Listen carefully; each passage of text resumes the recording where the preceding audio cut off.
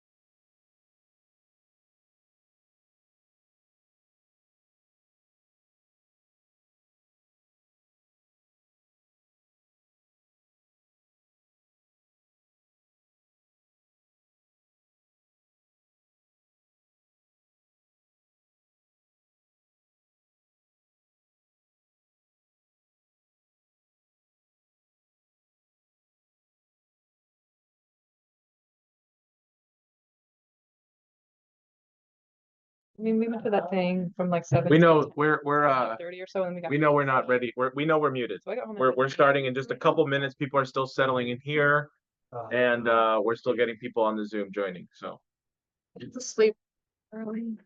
you can mute Yeah, it. you look very healthy and rested.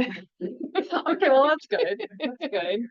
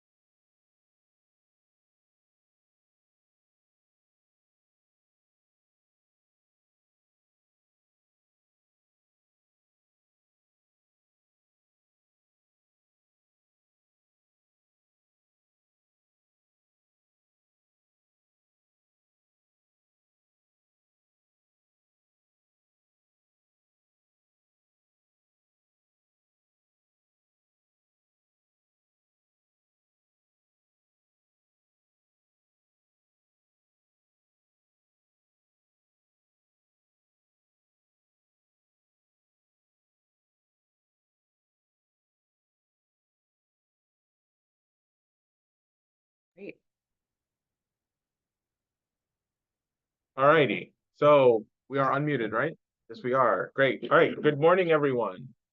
Happy to be joining you for the third part, the last in a class series done by myself and my friend Jason Ross, who's sitting right next to me. Here he is. First of all, I just want to put out a disclaimer. Anyone who has a phone in this room, I want you to throw it out. I got rid of it. I want you to throw it out. I want you to just silence it and destroy it, please. Thank you. I would appreciate that a lot, including mine.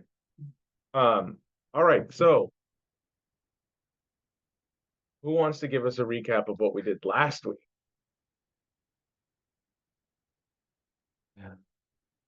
We talked about Bertrand Russell We did talk about Bertrand Russell. and Prince Charles. The theories about overpopulation and what to do about people of color and communities with people of color and how they can exploit the resources that these people live in. Mhm. We talked about was it potential population density, Potential relative. potential relative population density, and how we can measure the economy in things other than profits for corporations, like in terms of energy and Yeah. things that we produce.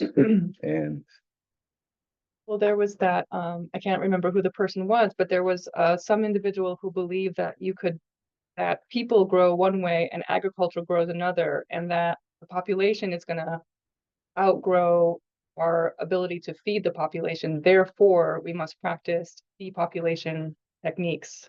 Who was that Bertrand Russell or Malthus? Malthus. That's Malthus.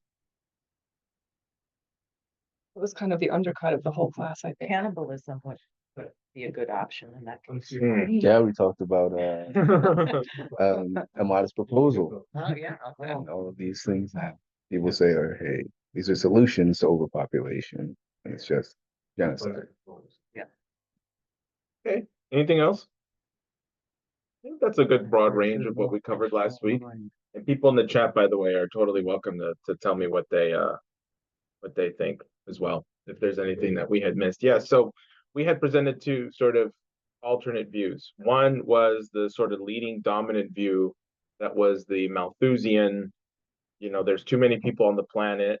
And we started with Malthus all the way up to the State Department of today and Henry Kissinger's NSSM 200, National Security Study Memorandum 200, which said that we need to deal with overpopulation like it's a national security threat. And that led into population wars. And I talked about, the Salvadorian Civil War, right? And no matter how sincere you felt on either side, the entire time it was being manipulated from the top down, as hopefully these people will reduce their own population because they wouldn't do it under cleaner methods of birth control, this method and that method. So that's kind of what and as well as the end of my section. And then Jason came in and started talking about, well, what actually makes a society function, and the fact that there are no limits to growth. And what LaRouche's danger was, as he was emerging in the early 1970s, late 1960s, as the State Department and other, British forces are adopting the Malthusian policy of overpopulation and dealing with it as a national security threat, you have this guy running around saying there aren't enough people on the planet, and that our best resource is creativity, our ability to transform raw materials into something that is much more powerful, into something that's much more productive, and that some of the best resources we have and the most creative and the most powerful forces we have are our ideas. And that is what has allowed the population to grow at an exponential rate and be able to sustain itself. So that's kind of where we left off, and we studied sort of the intricacies of it between looking at examples of rail in the United States and means of getting around, how it would take you from New York to the Midwest. It would take you a week to get there, but in just 20 years with the advancement of rail, it went down from a week to 2 days, 3 days. And that's only been getting better and better and faster with the emerging result of new forms of technology. So we went from steam and coal engines to petroleum and gas, right? So that's kind of where we left off. And that was supposed to be, so the way we structured the class was supposed to be a past, present, and future kind of thing. And now here we are, and the title of today's class is Earth's Next 50 Years. And there's a great real world example that just happened of ideas surpassing humanity's destruction and being the thing that saves us. Can anybody kind of take a guess as to what I'm talking about? Bering Strait proposal. Okay. No, yeah. Well, No. is there anything else? The Brezhnev missile. The Brezhnev missile? Okay. They just tested it. Oh, yeah, that's going to bring us to peace. Well, we can't stop it, so it's a good deterrent. So, the Bering Strait Tunnel. That's right. And that's kind of where we want to start. And I think I'll pass it off to Jason, who'll be beginning the class this time. So, Jason? All right. Yeah, absolutely. Well, actually, just maybe real quick, do you want to catch people up on like what exactly happened on the developments of it? Yeah, that's what I'll do. Great. Yeah. Look Get at the- that. Get the slides up ready to go here. Yes, absolutely. Great idea. Change the camera. There we go. I'm gonna, Oh, you're in a. we don't want the two shot. It's awkward. It's awkward. Eyes. Okay, here we go. This isn't awkward. Right, okay. There you go. Great. Why is my screen showing pause? There we go. Oh, All right. So, yeah, we're gonna start off by talking about the Bering Strait proposal, which is something that's been on the books for over 100 years. This is something like past Russian Tsars had approved. I mean, this is something that this has captured the imagination of people for a long, long time because the distance between Alaska and Russia is very small. And people traveled across this in, ancient times when there was a land bridge there, a land route, land crossing. And we should do that again. So this is, here you see it as part of the World Land Bridge proposal from Helga and Lyndon LaRouche, calling for development corridors across the world, getting inland development, and entering a new stage of growth that surpasses the coastal-based development we've basically had in history. If you think about where most development happens, it's along the coasts or along rivers. But when you build rivers of steel, when you build railroads, change what's possible. Here's another view from the Arctic perspective of how the two continents are practically touching. Another view looking at the Arctic region of the globe as a whole. Never thought of Paris as being that far north. Huh? That's amazing. And here's a sort of a diagram of how the connection could actually work. Very conveniently, there are two small islands that are like basically right midway between Russia and Alaska. So that's a perfect place to be able to have an air shaft, emergency escape and so forth. And then you've got this tunnel crossing between the two continents. So this proposal came up. Oh, here's some of the Canadian rail that would have to be built, and that's going to be a fight because the British approach is going to be to want to stop this, obviously, and the British have an enormous influence on Canada. Does anyone know who the King of Canada is? Charles. Oh, Yes, Canada has a right. king. Isn't that embarrassing? Yeah, Yes. and it's disgraceful. So that's going to be a fight. Now, what occurred recently was that Kirill Dmitriev, he's the head of the Russian Direct Investment Fund, and he has been appointed by Putin to serve as an envoy for speaking with the Trump administration. He's spoken with Steve Witkoff, Trump's envoy, several times. He was in the United States in April, and he was just in the country just this past few days. Here is a tweet, an ex-post that he put out a couple of weeks ago, where he's highlighting an image that was included in Russian documents on Kennedy and the Kennedy assassination. These documents were provided by the Russian ambassador to the US, Representative Luna. And in it, we find this drawing, which, as presented by the Russians, is from that time period. Kennedy Khrushchev World Peace Bridge could and should be built between Alaska and Russia at once. Good advice. Dmitry has been trying to drum up support. He's encouraged people to, here's the blow up of that. He's been encouraging people to make cheesy AI videos supporting the proposal. This is among the best of them for sure. And that's just some silly AI image of that. It's not. I only put in the picture, not the video, but it's 6 seconds of excitement. Cute though, right? So why is Dmitriev doing this? Well, the situation between the U.S. and Russia is at a very dangerous condition right now. The Ukraine war, which could be ended if Trump really put his foot down on this thing, is dragging out. And the missile and nuclear defense agreements between the two countries are expiring. We're running out of the old limits on nuclear weapons. Russia, as Diane had mentioned, has just reported that it tested a new nuclear missile. This one's not only having a nuclear explosive, it's nuclear powered. So it can just fly and fly and fly and fly. And what it means is because it doesn't have to kind of take like a parabolic approach like this, because it's powered like a cruise missile, it can stay at a low elevation, which means radars aren't going to see it. No one's going to be able to stop it.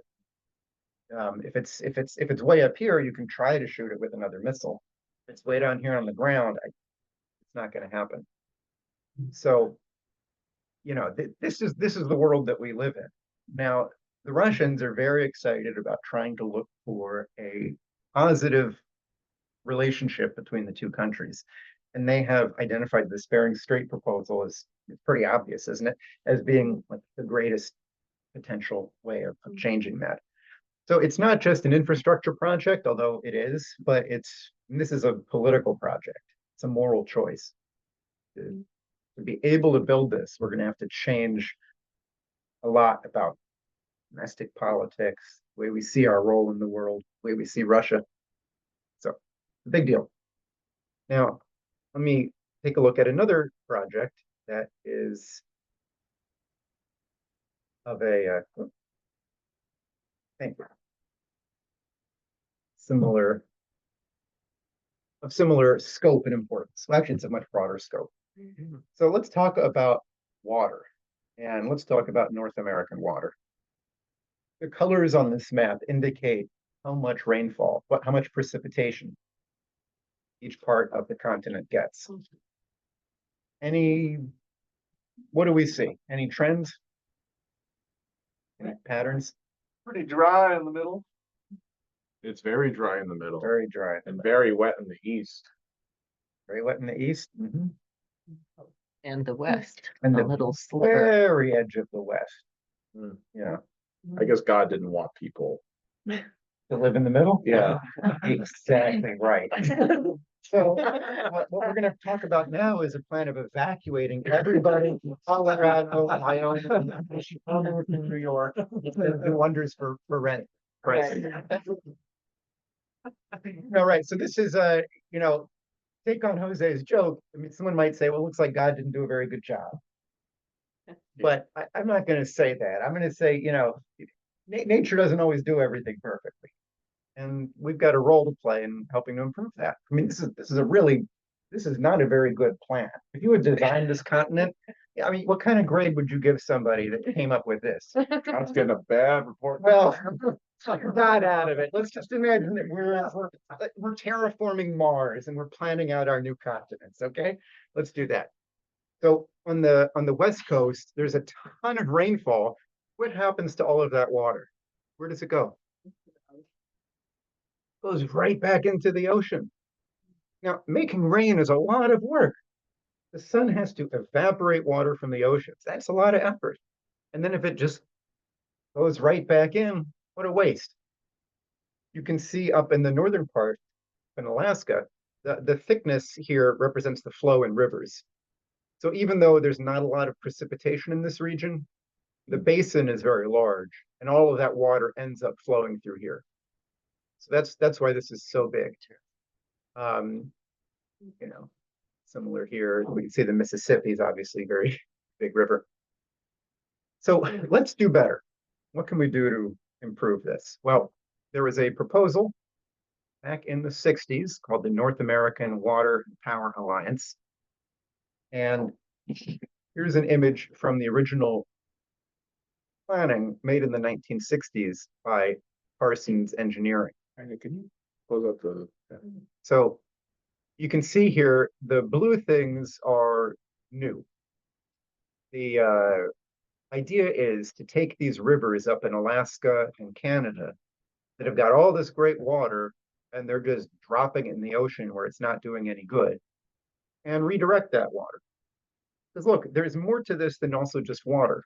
Let's take a look back at this map. That if you've got all this water going out in the Arctic there from Canada, even if you wanted to use it locally, what makes it hard to use water in northern Canada? It freezes. Yeah, well, what do you use water for, right? For cities and drinking water and all that. What's the Irrigation. irrigation? That's the big use of water. How effective is it to irrigate northern Canada to try to grow crops? It's all gonna freeze. Yeah, and there's not much sunshine, right? It's cold, so frozen, so plants aren't going to grow at all in that case, at least not ones you want to eat. And then during the growing season, it's very short. There's very little sunlight. So it would be so much better if the water and the sunlight, if we brought these into coherence, matched them up better. So let's do that. So through a series of new canals, some of these use rocky, trenches that are already existing in the mountains. We would pour water through and use them like a canal. Some of this involves building new canals. There are pumping stations to get over the peaks in the Rocky Mountains where building a tunnel would just be too long. You have to pump it over a hill. An enormous project. Here's another way of looking at how beneficial this would be. These numbers, Maffei is million acre feet per year. Million acre feet per year.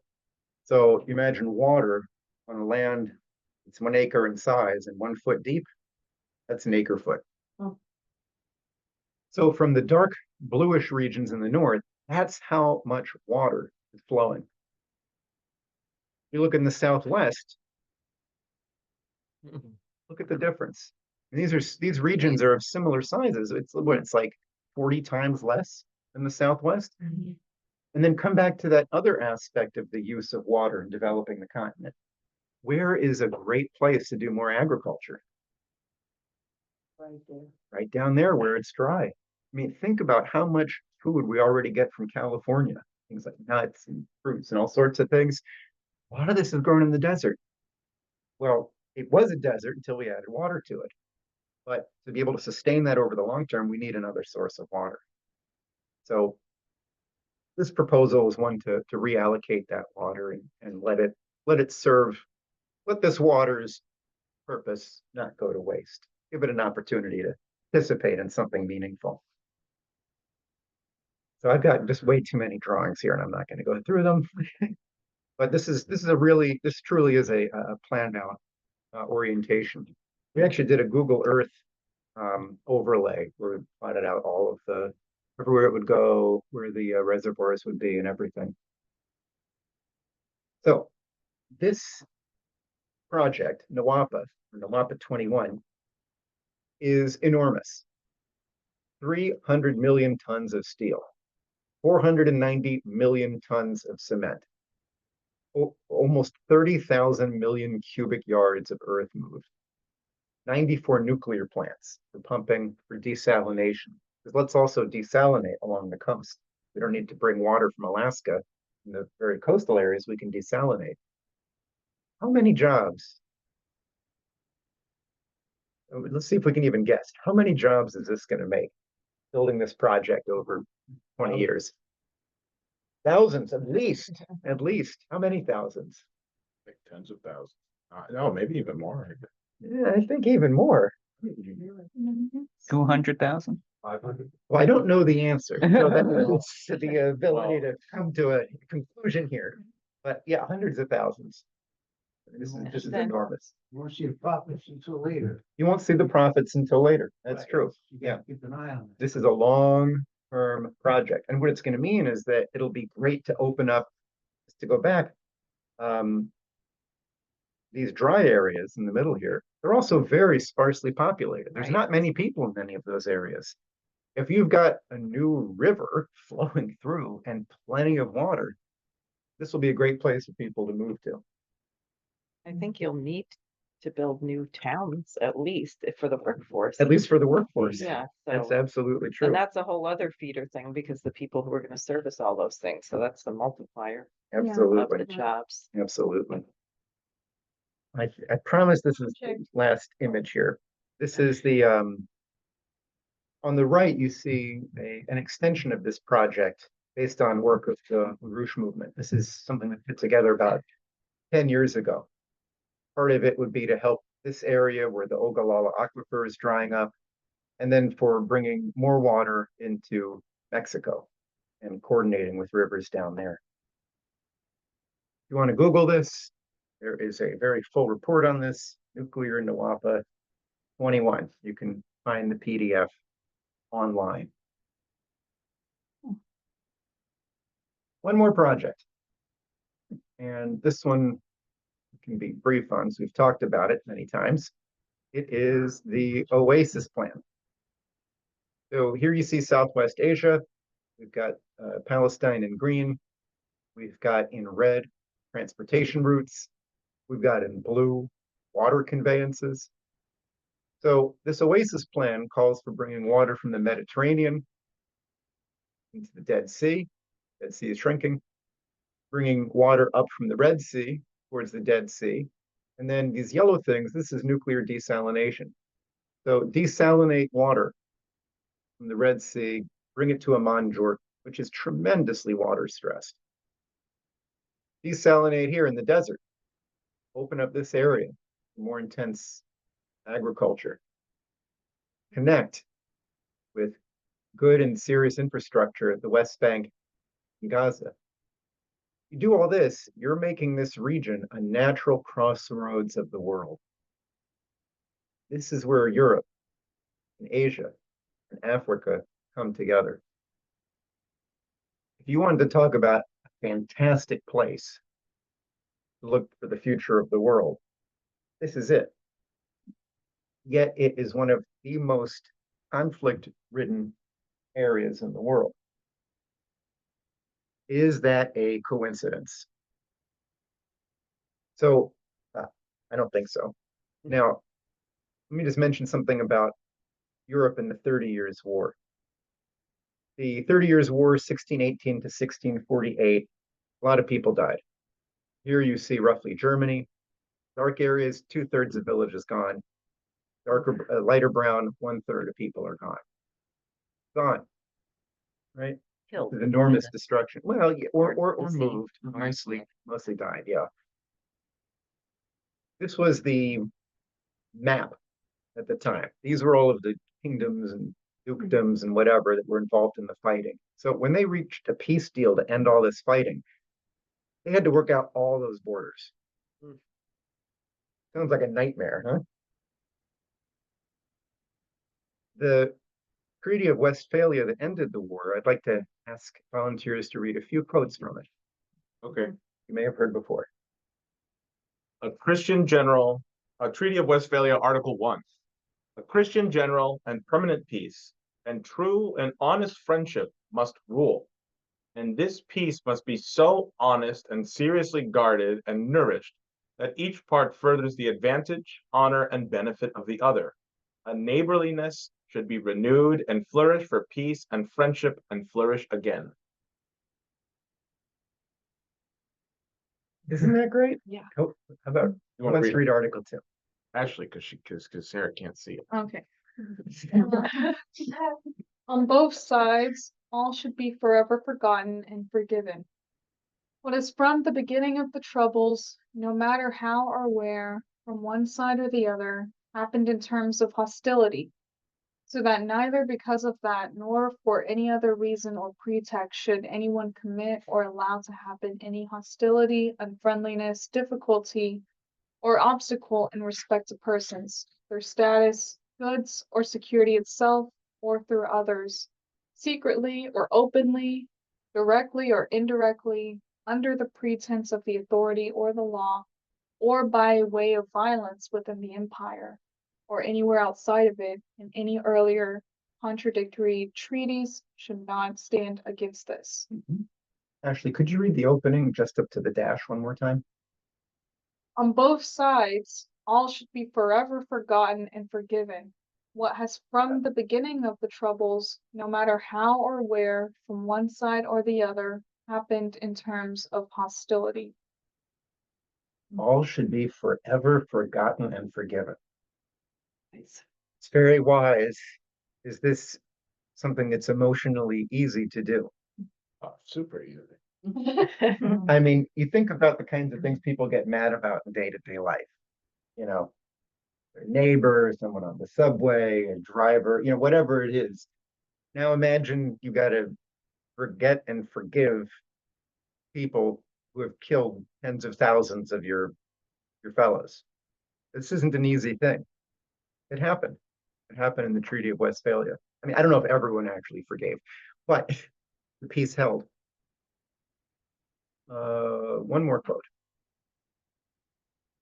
Instead, the fact that each and every one, from one side and the other, both before and during the war, committed insults, violent acts, hostilities, damages, and injuries, without regard of persons or outcomes, should be completely put aside, so that everything, whatever one could demand from another under his name, will be forgotten to eternity.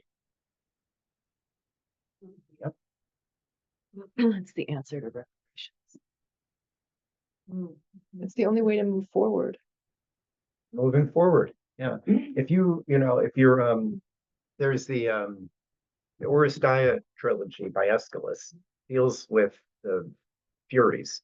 Well, at the end, there's a lot of killing of mothers and fathers and husbands and wives and so forth. And sorry, I don't remember the exact plot right now. But at the end, there's this group of Furies that are saying we need vengeance because Orestes killed his mother, right? Yes, who had killed Orestes' father. So as far as he was concerned, he was saying, my mother killed my father, I'm going to kill her. So he kills her. Then the Furies say, you killed your mother? We're going to get you. Now, where is this ever going to end? I mean, you'd have to kill everybody, right? And so the way the play ends is the Furies, they're going after Orestes, they catch him, they bring him to trial in front of Athena. And the question posed about justice at the end of this is what is going to bring justice? And the Furies are convinced to stop being Furies, to become the Eumenides, bringers of good, and to use as their mission improving Athens and not chasing down everything from the past. Look to the future instead. That's what we do. The universe grows. We've seen over evolutionary time, life has improved so much. We've seen the development of planetary systems, stars. We see all these amazing things when we look around the galaxy. Growth, growth, growth is what the universe does. Growth is what we do. And we need to think about the biggest kinds of growth that we can engage in. Absolutely. Thank you, Jason. So, back to me. So I just want to bring it forward now to what is next for mankind, right? Jason just went through this giant project of Nawapa. I know it's black screen because of right. So what is next for humanity? Well, one of the big proponents, we're some very big proponents of space exploration. Why are we proponents of space exploration? And before we talk about that image, what do people think about space exploration in general? And please be honest. Don't tell me what you think I want to hear. I want to know what you think.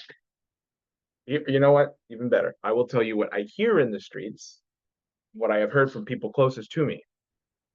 I am running for Congress in the poorest congressional district in the country, and I have no business talking about anything but that. And I certainly have no business talking about any extraterrestrial means. The moon? What about the moon? Who cares about the moon? We have a genocide going on here. It's, okay, very valid, sure. You know, there's a genocide in the Bronx. Yeah, okay, I agree. But why the hell are you talking about the moon? Does anyone agree? And you can feel free to agree, please. Little. A little, a little. Anybody else agree? I heard it yesterday. You heard it yesterday. I heard it when I was in first year of college. So We just landed on the moon and everybody was saying, twice. what was happening in the 1950s and 60s socially in the United States? Segregation, There was still segregation, Jim Crow. Jim Crow, right? People were still being discriminated against. There were hate crimes still going on, right? Still are. Lynchings, definitely. FDR had failed to make them illegal during his administration. That was a big deal. And it wouldn't become illegal until I believe it was just the last year or so, right? You know, you have all these racial problems, the tensions in the country, wealth inequality was still very much a problem then as it is now, although now it's much worse than it was then, right? What about the wars that were going on at the time? There was Korea, Vietnam, the Cold War was also going on, right? So, you know, obviously, of course, at the time, you would be crazy to say we should go to the moon. And yet, and you had political cartoons like this, you know, flag raising, and then there's some people on the moon. But what about the space between races of man? You know, so obviously this person who made this political cartoon wasn't really all that excited about going to the moon. What about this by Jill Scott Heron? Whitey on the Moon. Tyler, would you like to read this since you referenced it last week? Okay. I wish I had the drum. Go with the tradition. We don't, I read done bit my sister now with Whitey on the moon. Her face and arms began to swell, and Whitey's on the moon. I can't pay no doctor bill, but Whitey's on the moon. 10 years from now, I'll be paying still, while Whitey's on the moon. The man just upped my rent last night, because Whitey's on the moon. No hot water, no toilets, no lights, but Whitey's on the moon. I wonder why he upping me, because Whitey's on the moon? I was already paying him 50 a week with Whitey on the moon. Taxes taking my whole damn check. Junkies make me a nervous wreck. The price of food is going up. As if all that crap wasn't enough, I rat them bit my sister Nell with Whitey on the moon. Her face and arm began to swell, but Whitey's on the moon. Was all that money I made last year for Whitey on the moon? How come there ain't no money here? Whitey's on the moon. You know, I just about had my fill of Whitey on the moon. I think I'll send these doctor bills to Whitey on the moon. so what do people think about that? Very reflective of what you may think already, right? It's understandable. Why? Well, because people are suffering.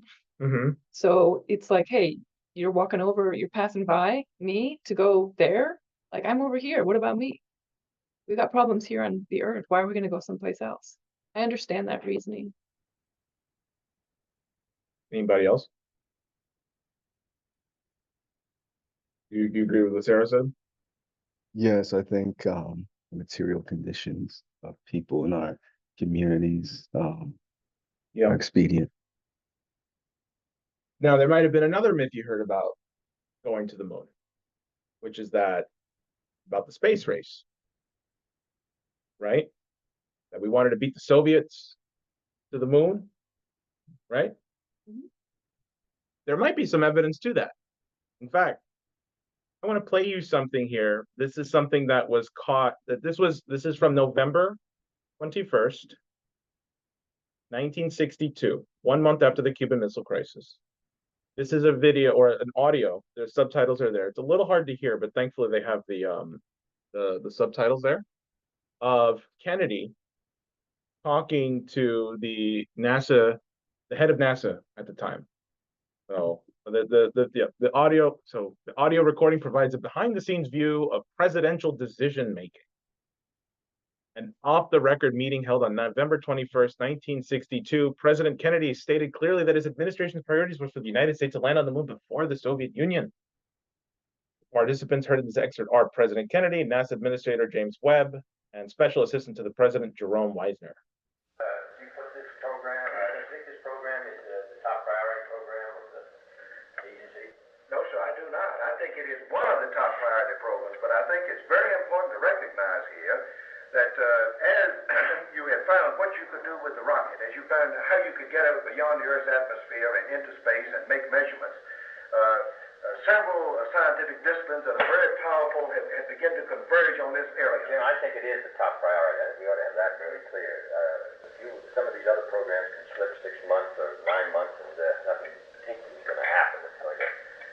But this is important for political reasons, international political reasons, and for this is, whether we like it or not, in a sense, a race. If we get second to the moon, it's nice, but it's like being second anytime. So that if we're second by 6 months, because we didn't give it the kind of priority, then of course that'd be very serious. So I think we have to take the view this is the top priority. Number one, there are real unknowns as to whether man can live under the weightless condition and you will ever make the lunar landing. This is one kind of political vulnerability I'd like to avoid such a flat commitment to. I agree that we're interested in, but we can wait 6 months. But you have to use that information to do your saying. Yeah, but only when that information directly applies to the program. Jim, I think we got to have that. Mr. President, we don't know a damn thing about the surface of the moon, and we're making the wildest guesses about how we're going to land on the moon. And we could get a terrible disaster from putting something down on the surface of the moon that's very different than we think it is. And the scientific programs that find us that information have to have the highest priority, but they are associated with the lunar program. The scientific programs that aren't associated with the lunar program can have any priority we please to give them. The other thing is, I would certainly not favor spending $6 to $7 billion to find out about space. Why are we spending $7 billion in getting fresh water from salt water when we're spending $7 billion to find out about space? So obviously you wouldn't put it on that priority except for the defense implications. And the second point is the fact that the Soviet Union has made this a test of the system. So that's why we're doing it. So I think we've got to take the view that this is the key program, and the rest of it, we can find out about it, but there's a lot of things we want to find out about. But you see, cancer and everything else. When you talk about this, it's very hard to draw a line between what I think everything that we do ought to really be tied in to getting onto the moon and ahead of the Russians. Why can't it be tied to preeminence in space, which are your own words? Because by God, we've been telling everybody we're preeminent in space. For 5 years, nobody believes it because they have the booster and the satellite. But I do think we ought to get it, really clear that the policy ought to be that this is the top priority program of the agency and one of the two, except for defense, the top priority of the United States government. I think that's the position we ought to take. Now, this may not change anything about that schedule, but at least we ought to be clear. Otherwise, we shouldn't be spending this kind of money because I'm not that interested in space. I think it's good. I think we're all ready to spend reasonable amounts of money, but we're talking about these fantastic expenditures which wreck our budget and all these other domestic programs. And the only justification for it, in my opinion, to do it is because we hope to beat them and demonstrate that starting behind as we did by a couple of years, by God, we passed them. So, Wow. well, that's quite interesting, right? Because that's November of 1962. People remember when Kennedy dies. 1 year later. 1 year later. That's right. So you have racial tensions going on. This, the civil rights eras on rage in the early 60s. Even Kennedy says right there, I'm not all that interested. I just want to beat the Soviets, right? When did we put him in on them? 69. If you're the president in 1962, if you're an American citizen if you're a world citizen in 1962, what do you think the chances are that we're actually going to get someone on the moon? Pretty slim. Pretty slim. But I want you to keep something in mind. Keep what Jason talked about with the Treaty of Westphalia in your mind. We forgive and we forget and we don't talk about it, right? Now that's one kind of peace. But how do you actually maintain that level of peace?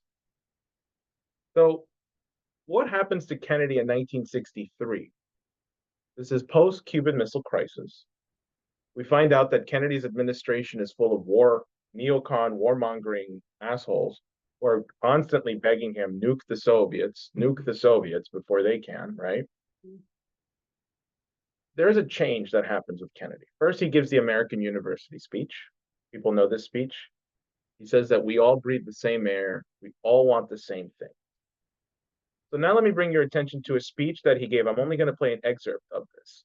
So, right, you just heard Kennedy say, we are only doing this because we want to get ahead of the Soviets, right? You just heard him say that. You heard him say that. So I can't make excuses for him. But now this is a speech he gives in front of the United Nations, September 20th, 1963, just a month and some before he dies. I want you to tell me the difference between this Kennedy and the Kennedy we just heard. Hopefully you can hear it. Finally, in a field where the United States and the Soviet Union have a special capacity, in the field of space, there is room for new cooperation, for further joint efforts in the regulation and exploration of space. I include among these possibilities a joint expedition to the moon. Space offers no problems of sovereignty. By resolution of this assembly, the members of the United Nations have forsworn any claim to territorial rights in outer space or on celestial bodies, and declared that international law and the United Nations Charter will apply. Why, therefore, should man's first flight to the moon be a matter of national competition? Why should the United States and the Soviet Union, in preparing for such expeditions, become involved in immense duplications of research, construction, and expenditure? Surely we should explore whether the scientists and astronauts of our two countries, and that freedom is more enduring than coercion. And in the contest for a better life, all the world can be a winner. The effort to improve the conditions of man, however, is not a task for the few. It is the task of all nations, acting alone, acting in groups, acting in the United Nations. For plague and pestilence and plunder and pollution, the hazards of nature and the hunger of children are the foes of every nation. Oh, I think that kind of gives you a little taste of there's 2 points I want to make here. In looking at presidents, tell me the difference that you saw right there between what you heard just now and what he was talking about not even less than a year ago, like 10 months before that. What was he saying 10 months before he gave that speech? I don't care about space. We just need to beat the Soviets. We have to get there before they do. But then 10 months later, he goes in front of the world. What does he say? Why does it have to be a national competition? Why should man's first step on the moon be limited to one nation? Why is it that a president can change his mind? Because he's a human being, just like all of you. Everyone, 2 people in this room who had this axiom of space.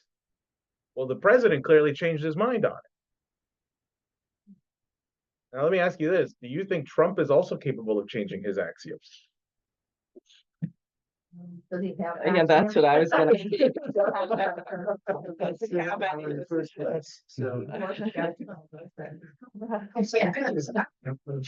that sort of fits in here, which is that, Ralph Abernathy, when we were about to launch I'm not saying something you're gonna say, or am I? Go ahead. Oh, when, we were about to launch the Apollo 11 to go to the moon, shows up at NASA. Hold on, who's Ralph Abernathy? Oh, okay, I'm sorry. Do people not know? I don't know.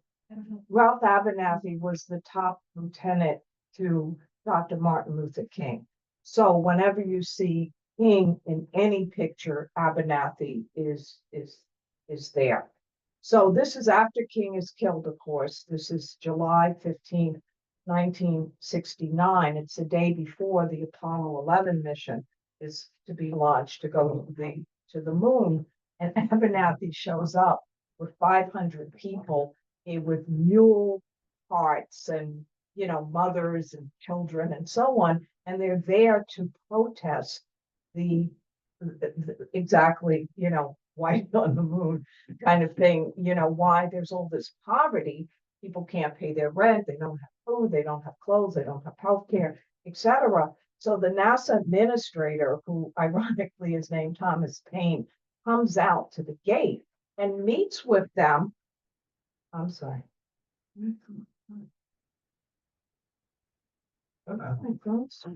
Okay, and so he comes out, he meets with them, listens to their demands, and he says, look, I wish, you know, this would wipe out poverty immediately. I can tell you that there will be effects, there'll be, you know, spin-offs, etc. And he gives them an entire tour of the, I don't know if all 500 go in, but at least Abernathy and a few others. And then what he does is he gives them VIP seating for the launch. And Abernathy at the launch and then subsequently completely changes his view of what is going on because of being demonstrated what the actual potential of this represents. And so I just think it's interesting, and he becomes one of the people.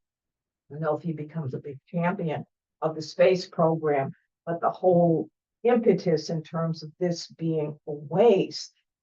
Abernathy himself also had a degree in mathematics. It's very interesting. Many of these people, I'm forgetting, the Black Panther leader, who is a physicist, and someone who, you know, they're not able to pursue because of the other stuff we're talking about in terms of the way in which the society is structured. That's kind of a tangent. It's like Minister Farrakhan being trained as a classical musician, but they say, you know, he can't go into it. But I think that's very interesting because it's two sides in terms of changing axioms of the population and how you actually do that with real opportunity. Thank you, Glenn. I was actually going to talk about that, but honestly, I was actually hoping you would jump in because you would tell it better than I could. So I kind of baited you into doing that. So Okay. there you go. What's that thing you do? Yeah, like No, minds think alike, you told me. The Yeah. hand gesture. All these, So let's before I go on more, let's just take a moment to kind of pause here. You have wars raging, you have racial tensions going on, you know, the world is a complete mess. Poverty is rampant around the world. You know, China's horrible in its living standards. You know, many parts of the world are a mess. And yet President Kennedy and the Soviets are gung-ho about getting to space. So why, though? I wish I could remember who was on the symposium with me when we were talking about that they were, I forget if the Peace Corps or something, they were doing in some country in Ibero-America. And all the Americans were very cynical about the United States. Oh, it was Tim Rush. Yeah, it was Tim Rush. And he said, so we are not interested in this moon launch. He was there in 69. Right? We're not interested. This is just our imperialist government going to the moon. But all of the people in the village were jammed at the one television in town to watch the man landing on the moon because they saw it as mankind is making a breakthrough for mankind. So all of the little impoverished villagers were immensely interested. And I said, you see by that also the decline, because the sixties was a cross-section in the United States where we had a certain kind of optimism with Kennedy, not just the space program, the Peace Corps, that people thought you could solve problems. And then you had 4 assassinations, the Vietnam War, and we were heading down. And the idea precedes the actual, I think. So the identity of human beings, the idea of a post-industrial economy and what you produce doesn't matter. So we were on a downward trajectory, whereas these people had not been corrupted by that. And that was very, very striking, the impact and the question of what's actually important for human beings. Is it, and you can't counterpose them because obviously you need to have your physical needs met, but is not the question of your spiritual nourishment and your creative nourishment something that is extremely important as a human? Absolutely. And you just reminded me. So you guys know about, it wasn't just one mission to the moon. It was several. But the first one to actually get it to see if it was feasible was Apollo 8. Apollo 8 orbited the moon. And I want to play for you something, and I'll just set this up to what you were saying, Diane. This is Christmas of 1968. This is the Apollo crew from space orbiting the moon, broadcasting back to Earth, 1968. And they're reading the first chapter of Genesis. And according to around the world, is according to Wikipedia, around the world, television sets glowed with the broadcast. 1 in 4 people on Earth, roughly 1 billion people spread among 64 countries, listened to this reading. Within 24 hours, recorded broadcast of the address from the moon reached people in another 30 countries. Audiences in North and South America, as well as Europe, tuned in live thanks to the recently launched Intelsat 3 satellite. Comsat put the satellite into operation a week ahead of schedule so the international audiences could follow the flight. So you think about it, right? Like, these countries are war-torn, they're all, in a mess. And they're like, I wanna watch this. I wanna hear this. This is coming from the moon. And so they're reading the first chapter of Genesis. I hope that all of you back on Earth can see what we mean when we say it's a rather foreboding horizon, a rather dark and unappetizing looking place. We're now going over, approaching one of our future landing sites, selected in this smooth region to call the Sea of Tranquility. Smooth in order to make it easy for the initial landing attempt, in order to preclude having to dodge mountains. Now you can see the long shadows of the lunar sunrise.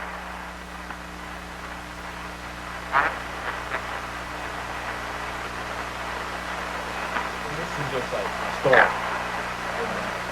What's going on?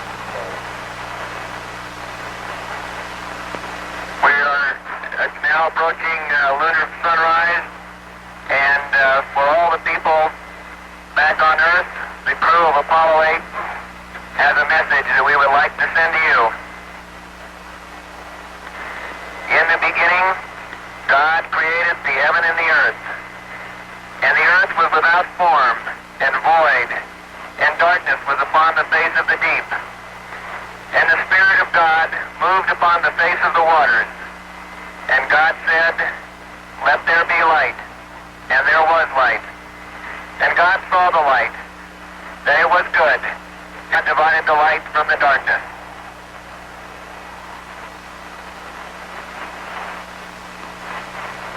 And God called the light day, and the darkness he called night, and the evening and the morning were the first day. And God said, let there be a firmament in the midst of the waters, and let it divide the waters from the waters. And God made the firmament, and divided the waters which were under the firmament from the waters which were above the firmament. And it was so. And God called the firmament heaven, and the evening and the morning were the second day.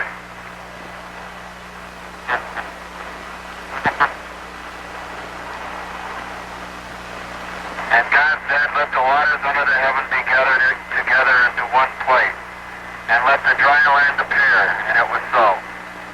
And God called the dry land earth, and the gathering together of the waters called he seas. And God saw that it was good. And from the crew of Apollo 8, we close with good night, good luck, a Merry Christmas, and God bless all of you on the good earth. Oh, I think that's really inspiring because, they're like above it all, and there's people dying on the earth, and yet, like, they're reading from the highest ideas, that the earth is still good, that God is good because he created all of this.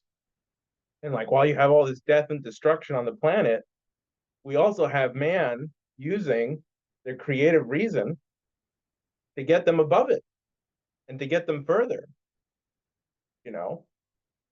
And like, as Helga Zepp-LaRouche emphasizes today, that man is on a decision where we could either blow ourselves up or we can enter this new paradigm. That became true right there and then when they were broadcasting from space and there were people on space orbiting the moon. There was a choice right there. We can either continue these wars or we can go into the next phase of humanity. Which leads me to a man named Kraft Erica. That year also, I mean, just 3 months earlier, Robert Kennedy had been assassinated, and just a few months earlier, Martin Luther King had been assassinated. I always think of that year as just unbelievable for the American people to have King assassinated, Kennedy assassinated, and then that you do this. It must have been, it was just clinging to, perhaps we don't have to go down this dark path that it looked like we were headed for. Yeah, that's right. And that was something that Kraft Erica had believed. So Kraft Erica was a German-born physicist, astrophysicist, and this is a quote of his that I think kind of expands like his outlook. By expanding through the universe, man fulfills his destiny as an element of life, endowed with the power of reason and the wisdom of the moral law within himself. Now, my understanding is that he found us because of a publication that the LaRouche organization used to publish called Fusion Magazine. And in 1981, he had written a letter to the editors talking about how he agreed with, yes, we definitely need nuclear fusion. And he had this is a good while this is a quote from I think this is Marcia Freeman who writes this. When the Fusion Energy Foundation and the Schiller Institute were organizing a Kraft Erica Memorial Conference in 1985 following his death in December the previous year, a German-born scientist at NASA who was asked to participate declined, saying that Kraft Erica stubbornly would not change or adapt his ideas to make them more acceptable. This is the societal sickness that Kraft Erica passionately fought against his entire life. The Kraft Erica, there was no compromise with principles or the sanctity of the human mind, which was a central characteristic of his philosophical outlook. He had a quote which said, "It has been said, if God wanted man to fly, he would have given man wings." Today we can say, if God wanted man to become, thank you for the heart, Mary Jane Freeman. If God wanted man to become a spacefaring species, he would have given man a moon. And he did. And this is just some of his concepts for a fusion-powered city on the surface of the moon. Now this is the stuff he's designing in like the 70s, when we had just barely discovered fission, which is a lower form of energy density of making nuclear energy. It's easier to split an atom than it is to fuse them together. And he had envisioned some stuff like this, a whole colony on the moon. And I really like this whole thing about how he refused to dumb down his ideas or compromise with his ideas because he really believed that man's imperative is extraterrestrial. Now that we have to get off the earth at some point and we have to go out and we have to explore the cosmos. That is what he actually believed. And so I think to myself, every human being is truly capable of creative genius. And when I think about the Bronx, and I'm talking about a space civilian construction corps, those are the people who will be building the rockets that will get us off the planet, that will be building the colonies on the moon and Mars, because they can do it, because it is precisely from their minds will come up with the solutions to get us there. You know, you need a national vision, a national challenge. You know, what is it? I think the saying goes that like problems are the invention of or Mother Nature's way of getting you to get off your ass and do something, right? Or you also think better under pressure, right? But if your president says we got to get to the moon in 7 years, you're gonna have to figure out how to do it. And we did. And we did figure out how to do it. Now, I'm gonna pass things back here to Jason, so that we can continue on here, because then it's like, well, then what is next for man? You know, what are we on the forefront now of the next breaking discovery? Because one of the reasons we want to go to the moon, and the Chinese want to go to the moon too, is because there's a certain element out there, helium-3, which I will let Mr. Jason Ross talk about.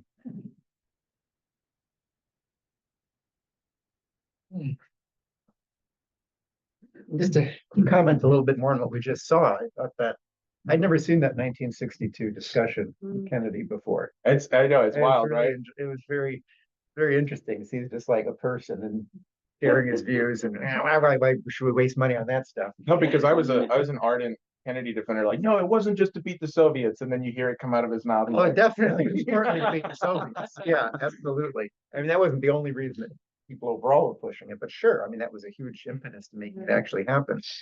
And look, Kennedy was wrong about the budget. He said that why are we spending all these billions in space? We could be desalinating water, doing something else. You know, if we commit to this, we're going to wreck the budget. Now, the lunar program was very good for the economy. It wasn't a net expense to the economy, not at all. It wasn't a drain. And you spend a bunch of money on bombs or something like that, you blow them up, what do you have? You know, mess, you've destroyed something, you didn't create anything. That's a waste of money.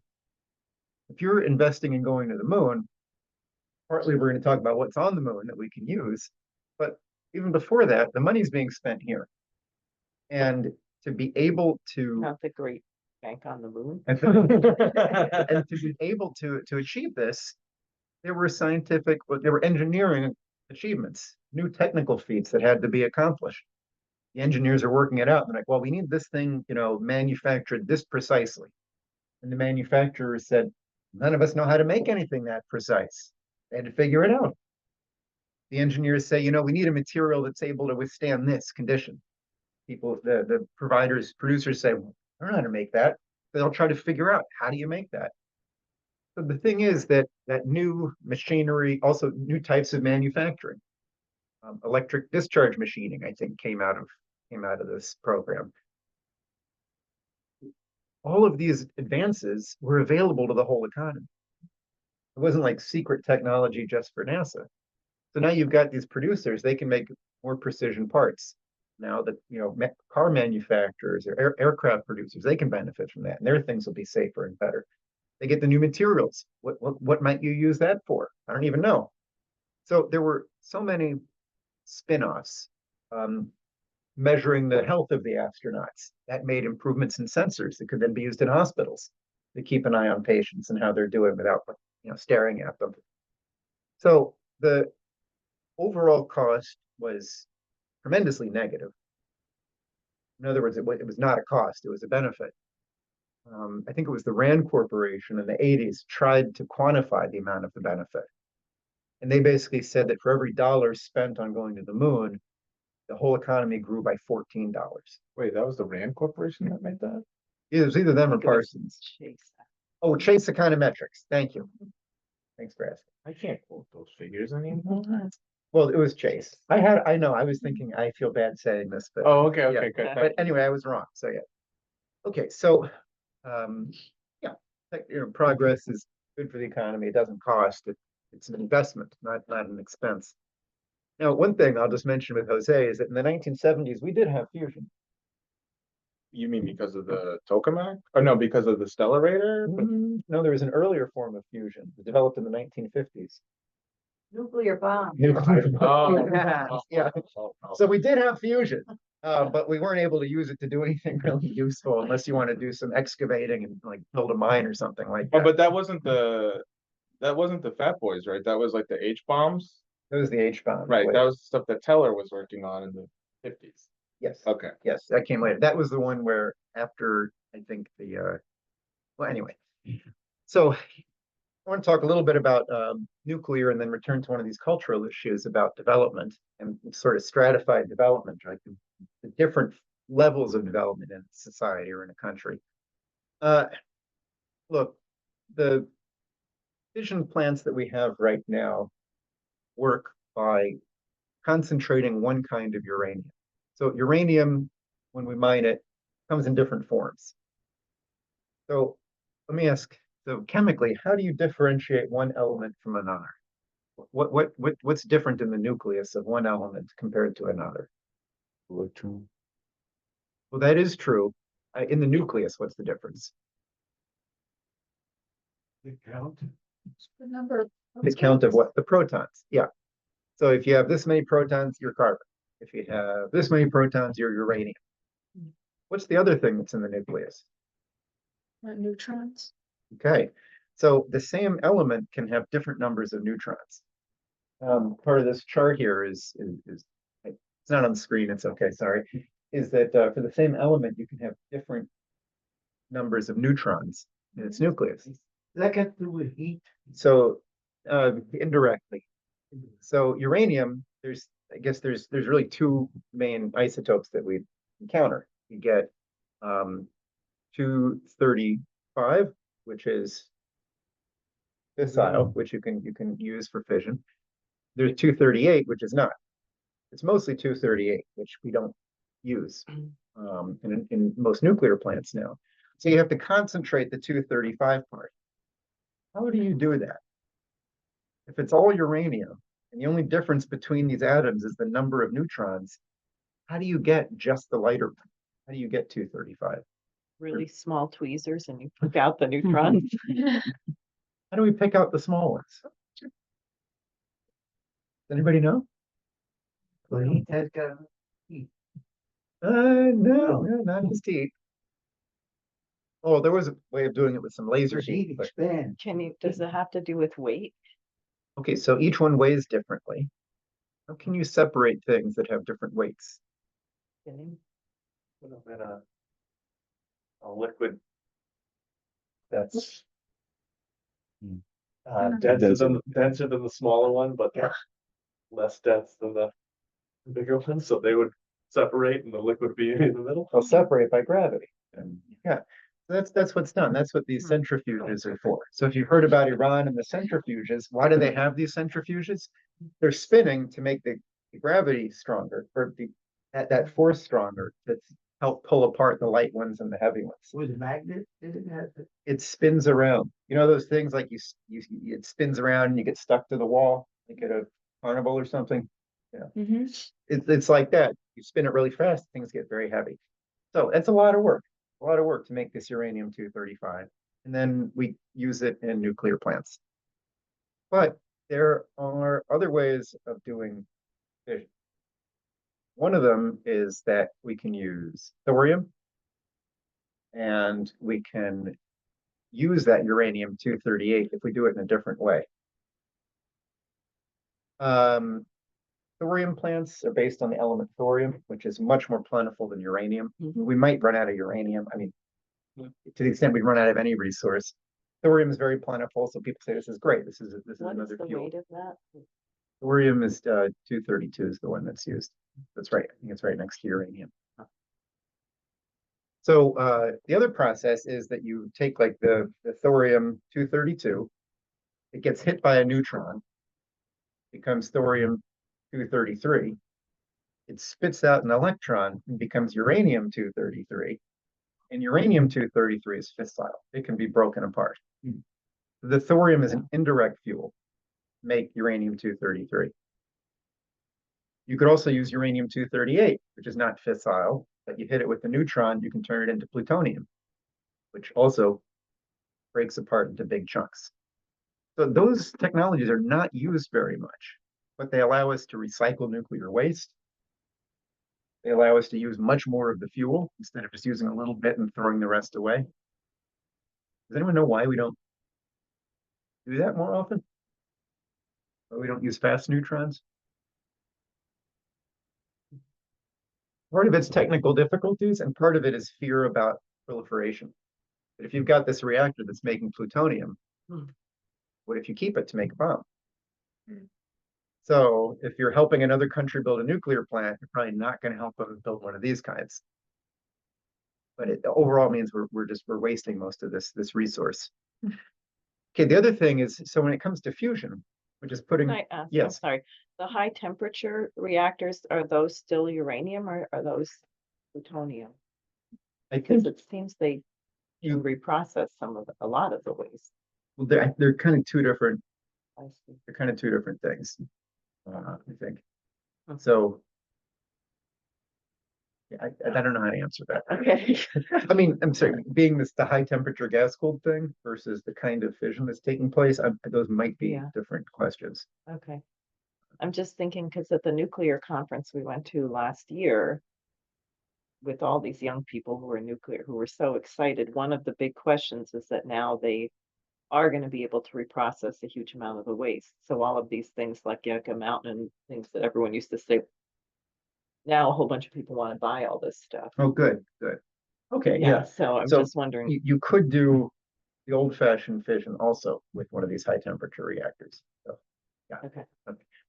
So then the breakthrough, the next one that we haven't made in a useful way for making energy is fusion, putting together small elements. That's what powers the sun. You want solar power, this is the way to do it, not a solar panel. Now, when we do that, when we combine these neutrons together, these nuclei together, the problem is that the way we're trying to do it right now makes a lot of neutrons. Jose had mentioned the tokamak. I should show a picture of this. Here's one. So this is a fusion device. We're seeing the inside of it. It's shaped sort of like a donut, and it uses very, very strong magnetic fields and electric fields to hold the plasma in place. The physical walls couldn't contain this stuff. It's way too hot, but the magnetic field does. The trouble is, if you've got a fusion reaction going on in there, and you're making a bunch of neutrons, does anyone know what neutrons think about magnetic and electric fields? They don't care. They don't care. So they're just going to start shooting out and hitting the wall of the machine. Over time, that's going to damage it. It's going to make it hot. Believe it or not, the current ITER, the huge fusion plant, that project that's being built in France, the idea is for the next generation of that would be to use the fact that the walls get hot to make power. Oh, It Well, would actually, still, that's brilliant. well, I mean, but it's just funny that it's still, even though you're doing all of this, you're still using like heat to like, boil water and blow steam through a turbine, or maybe you wouldn't use water and steam. But far better would be if all of the fusion products were not neutral. If they had charges, if they could be controlled by these fields, if they could then be shot out and pass through something, we could do something with them, use them to power a rocket.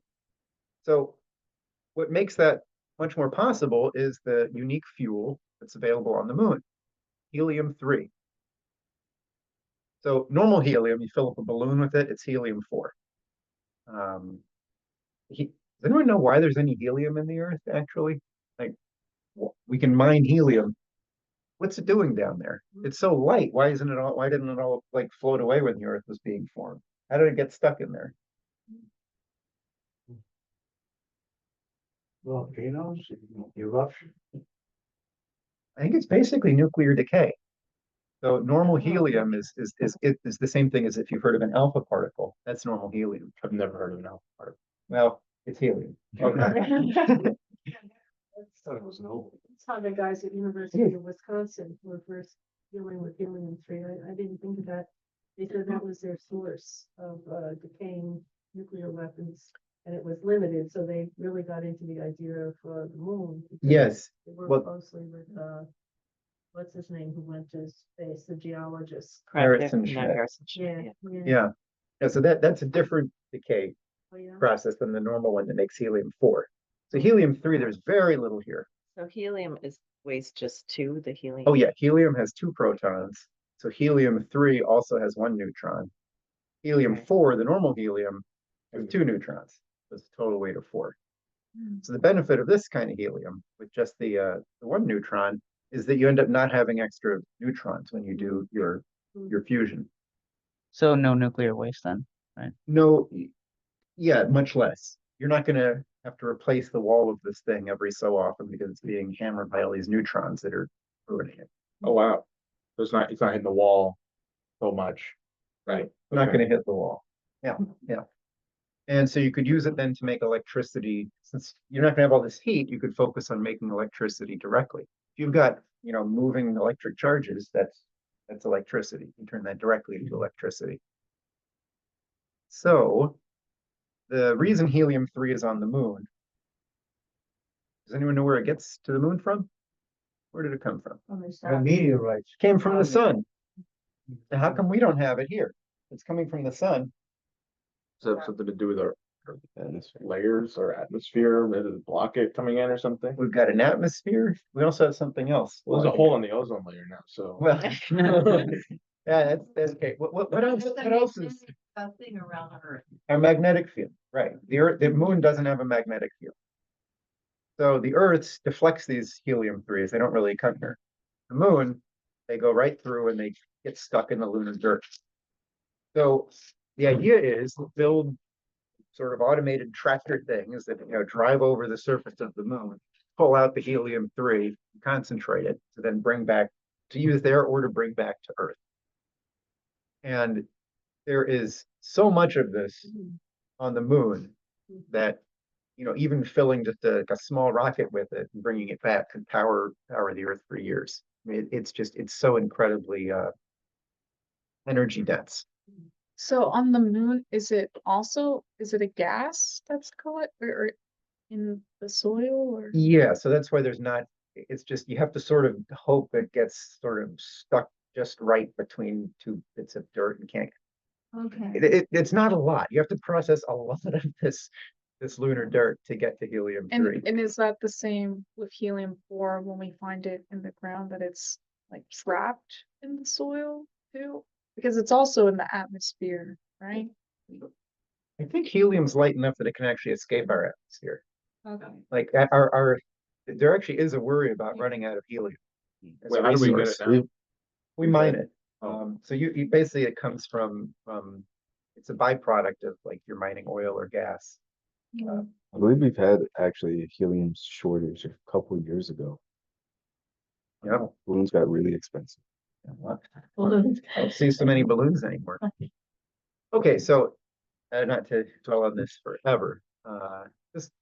That's something fantastic that the moon has available for us. Something Craft Eric would be very happy about. So, we got the moon to encourage us to go to space. We've got the moon with this new fuel to encourage us to develop fusion. And if we do this, we're going to have a power source that it'll change everything. Power bills, cheaper, enough energy to desalinate water at much larger scales. Right now, you can desalinate water to use in like a home or business, but it's not used that much for agriculture. It's expensive. Power's cheaper. Desert areas near the coast, you're all set. You got plenty of water in the ocean. And other things. That's why LaRouche made the Fusion Energy Foundation. This is like the key technology that can really bring the world to a higher platform of technology, like from wood to charcoal to gas to fission. Fusion's the next one. And we need to get there. Okay. Jason. So.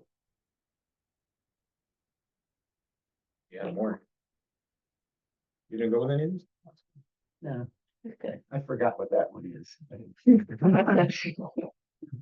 Well, basically, I think that's kind of, we're coming to a close here. And I guess I wanted to open this up for people if they had any questions or reflections on the last 3 weeks of what we've gone through. But just for me to sum up what I think, I mean, we're battling a lot of ideological axioms that people have, whether it's here in the country or in the Bronx. But I'll tell you a story, which is that one day I got to go to Columbia University to go see their telescope, use their telescope, and it was the first time I ever looked at Mars. And as we were going up, I think we had a presentation on, I think it was on nuclear fusion and where we were at the time. And as we were going up the stairs after the presentation, there were like some assholes, no, excuse me, two adults who were arguing, not arguing, they were discussing. It was like, yeah, it sounds cool, but it's like this is going to cost a lot of money to do fusion. It's just not cost efficient. And also space travel is kind of outdated now. Like no one's really interested in it. No one really cares. And like as we go up there on the roof, there were like these tweeners, a 12-year-old, 13-year-olds who brought their own telescope. They could care less about how much it cost. They want to go look at the moon and they didn't want to wait in line. They got access to the roof and they set up their own telescope to go and look at this stuff. Young people don't care about the limitations of, the world's problems, quote unquote. They just want to explore. They want to be creative. And I think it's our responsibility to make sure that we can have a world where we don't have these ails, where we don't have poverty, where a child and a teenager can be allowed to explore that creativity to its fullest potential. You have to think about when you say, well, the world has too many problems to do this and this, are you curbing someone's imagination? Well, that's great, but maybe you should focus on the planet Earth first. What are you doing to the mind of a child who just wants to know what's out there when you say that there are limitations to what he can do or she can do? I don't buy that. And I don't think anybody else should either. Just like, for example, I don't care what conditions, I don't care if there's some kid who's 17 years old who's in juvie right now. That kid has the same right and responsibility to understand how the universe works just as much as some Harvard grad does. And he might know it better than the Harvard grad, actually.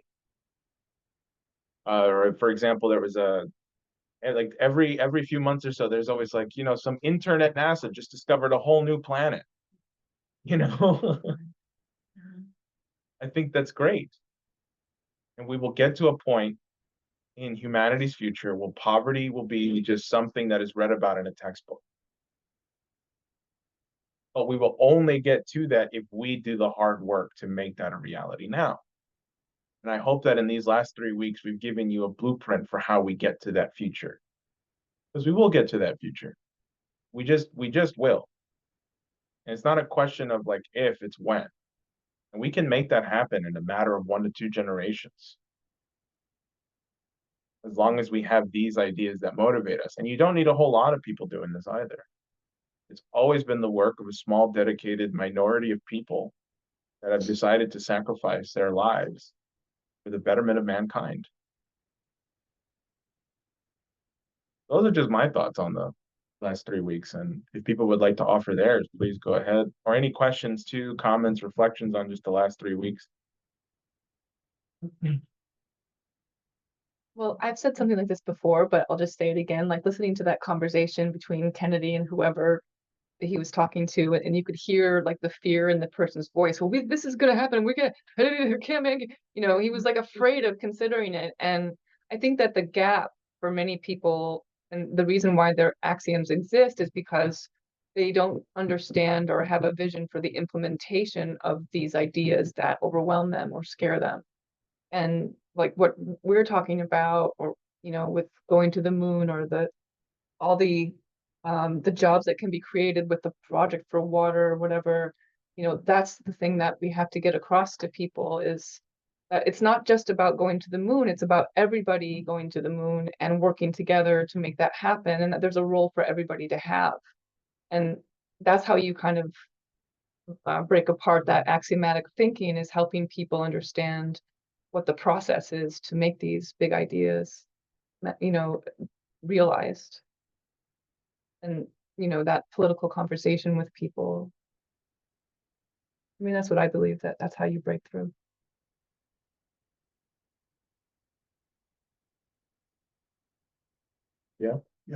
Um, what this organization does, the value. One of the valuable things that this organization does is you have the higher order stuff that you're talking about. And you have all the garbage that's been dumped on people and that they're immersed in, that hold them back. And this is the topic you talked about last week. Russell and guys like that, they're just dumping and dumping and dumping negativity and bullshit on us. And what this organization does is it provides it clears out the garbage to get to the higher level, which is necessary in order to solve these problems. You cannot solve these problems unless you get to a higher level. That's what I think. That's my comment. We have Oleana on Zoom who wants to say something. Oh, well, I just had a question. I was wondering if you think that the COVID vaccines were designed to kill people in the name of depopulation. That's a great question. No, I don't think it was intentionally designed to kill people. I don't think they were effective in stopping COVID. I don't think they were designed to kill people. Okay, well, how did you rule it out, and did you rule it out entirely? No, and I'm open to it. If you'd like to discuss it more, I'm happy to. But I appreciate the question, Oleana, and we can talk more about it. We know how many Americans got COVID vaccines. That would be one place to start to see if they successfully killed everybody. Or we can also stick to the subjects of what we were Right. talking about for the last 3 weeks. I'm just Yes, saying, let's it's do that. yeah. Yeah, they weren't designed to kill people, and they saved more lives than they caused than deaths that they Well, caused. Well, I don't know about all that either, but anyway, It's okay. all right, doesn't matter. Okay. Did we have some comment here in the room? I want to say that a lot of the space program, just to go out there, they utilize and protect the human being to exist out there, where they can be used here on Earth easily, 10 times fold, because of the technology that's involved. Either for food, for irrigation, that kind of thing. All right, let's go Robert and then Richard Freeman. I have a question. Okay. You'll be after Go Richard after. Freeman. Must be- Go ahead, Robert Gumbs. Yeah, hey, I like the class that we did today because it kind of brought up some good memories to me from my childhood. In '68, when they landed on the moon, I was getting ready to go into the 7th grade, I believe. And, you know, I think the problem that we have nowadays is that people have been so dull in this country. And people like Trump, and I'm not trying to get that political, but like Trump and his MAGA band of Twinkies, they have really helped to poison the atmosphere. I mean, my God, what are we doing now? We're fighting fascism in America. I mean, come on, didn't we already win that argument? And I bring that up to say that, you know, I'm sitting here, I'm listening to all these great ideas that you guys have, you know, railways and bridges to connect the world. Let's talk about, you know, spacecraft and stuff like that. It will do wonders for the economy of the whole entire planet. But I believe that until we can reach out to people and explain to them that, hey, man, we all live on this planet. And that we need to start doing things in such a way so that we would benefit, you know, we don't have to screw our neighbors to be happy, in other words. And I think that's the idea that we really have to put out. to get these good ideas off the ground. Absolutely. Thank you very much, Robert. All right, so let's go Richard Freeman and then Lynn Speed. Okay, just trying to open my video. It says, No, don't worry about it. It's okay. We can hear you. yeah, that's fine. Just one small point, and I'm just throwing this out. I'm not trying to make it, it could be another discussion as has been said. But the messenger ribonucleic acid COVID vaccines saved 3.2 million lives in the United States and 17 million worldwide. It was actually a very, very good vaccine, and the people who are the death lobby don't want people vaccinated. But I won't go into that now. I just raise it as a subject that people could think about. But I do want to address a question that was raised, and but this is the third excellent class that we just had from Jose and Jason, which is, think about this. If you can find a way of bringing water and power to irrigate, you will supply food for those who are hungry, who are here on Earth. If you can find advanced machinery, which is going to build entire cities again, and high-speed rail, you will improve the conditions on Earth. If you find, and you will eliminate poverty. If you find in science and in the processes of human thought, the ability to then take those and apply them to new basis of organizations of transportation and so forth, you will improve conditions on Earth. And so I would just say that if you think of it that way, the fastest path to improving conditions on Earth is a Moon-Mars mission. The fastest path is exploring the solar system, because by increasing man's discoveries and potential for future discoveries, we will wipe out poverty and everything on Earth and elevate people who've been living in conditions that they shouldn't have been living in for 500 years of imperialism. And now they can finally become human beings in the fullest sense, use their full powers. And the last point I just want to address is this is, I thought what Jose said was very wonderful, but I want to just take it one step further about sacrificing your lives, because this is a question before all of us on this call. Yes, you do. But let me reverse that. To be able to come home at night and listen to Beethoven because you've finally begun to appreciate them, or Mozart or Brahms, to be able to take out a book and recreate the discoveries of Kepler, to be able to go to a museum and see Velasquez or see Leonardo da Vinci. Being in this movement, that's something you gain. It is priceless. It is the best way to spend your life. It is the happiest because you've been exposed to things which you wouldn't be exposed to in the banality of the society. And if you want to go out and find a good job, and I'm all for finding people good jobs, you might do something for 30 or 40 years and then you plan on what you're going to do with your pension. And what am I going to do once I have my pension? But think about how you can keep expanding the world and making people better. There's nothing that will make you happier. I've been doing this now for 56 years. I've been working with Lyndon LaRouche since 1969. I wouldn't trade this life for anything. And I think everybody should think about that, because when you do the good and you elevate others, you elevate yourself. Thank you, Richard. Okay, Lynn Speed and then Joe Jennings. Richard made me this was my main question, but he made me think about something about, I think it was 7 years ago, and Joe may remember this because I think he was there. We were in Texas and we took a trip to NASA and we saw all the technology.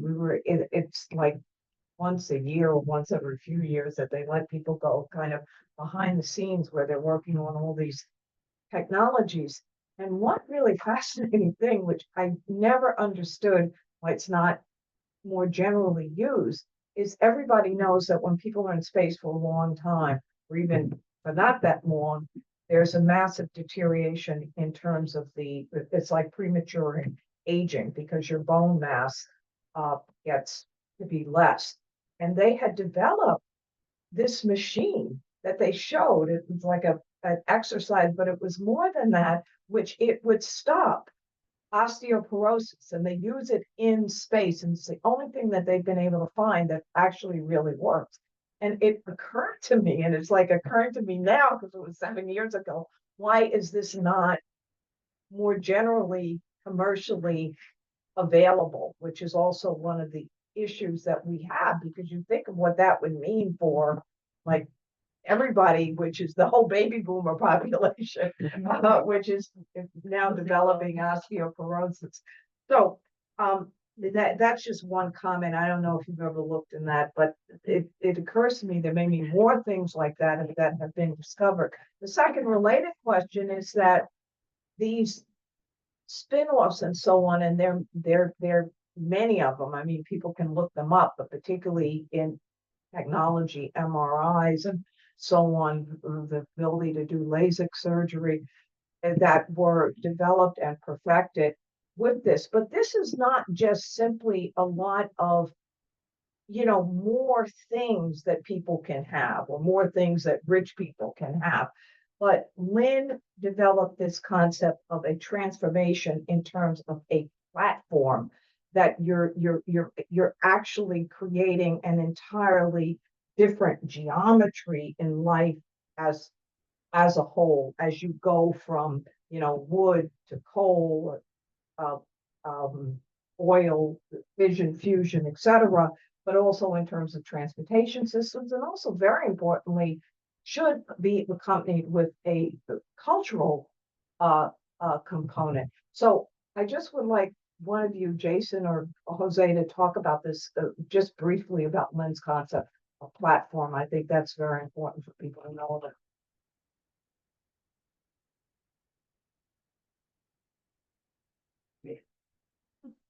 I feel like is that too long? No.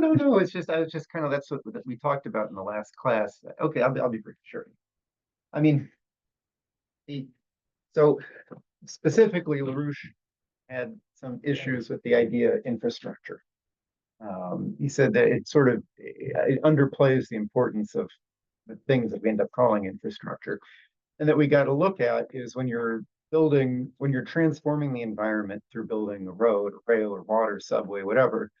You got to look at it in terms of what technologies are you now making available to activity around it. So if you got power lines, what does that do to the quality of production? And you've got electricity when you didn't before, like when this was done in the 40s and 50s, electrifying the country. The benefit isn't in making money from selling power, although power companies made money selling power.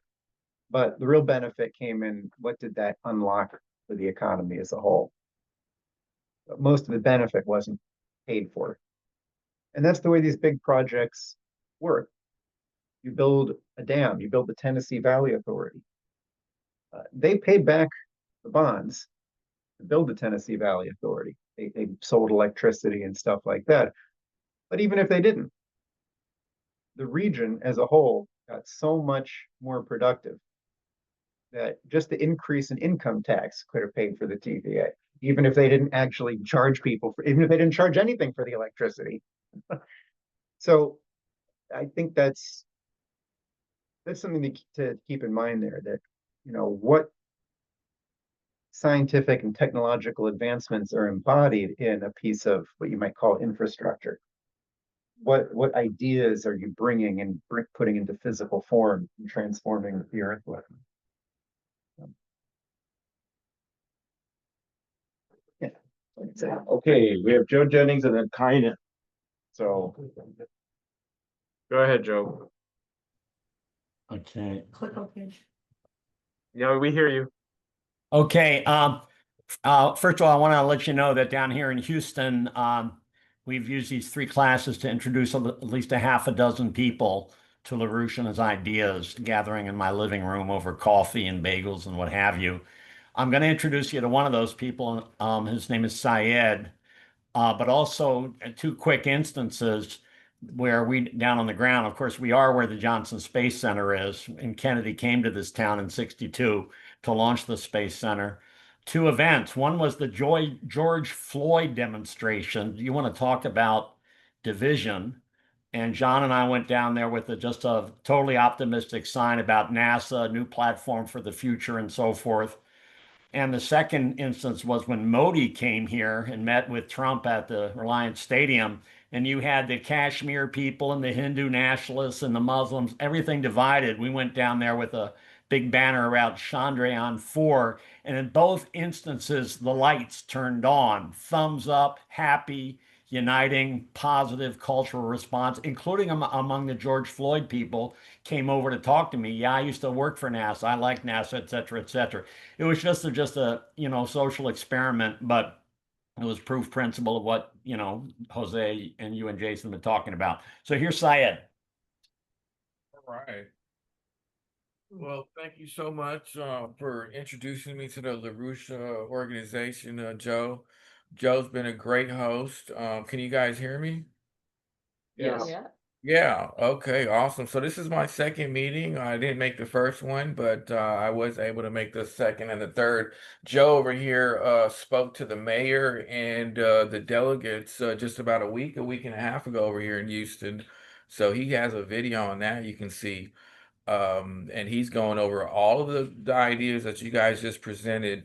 And I believe it was like they gave him 5 minutes, but one of the delegates gave up their time just so that he can speak some more. So I think he took about a good 15 minutes, just summarizing all of the ideas that you guys presented in 3 hours or 2 hours or whatever. He did that in 15 minutes with the city. No,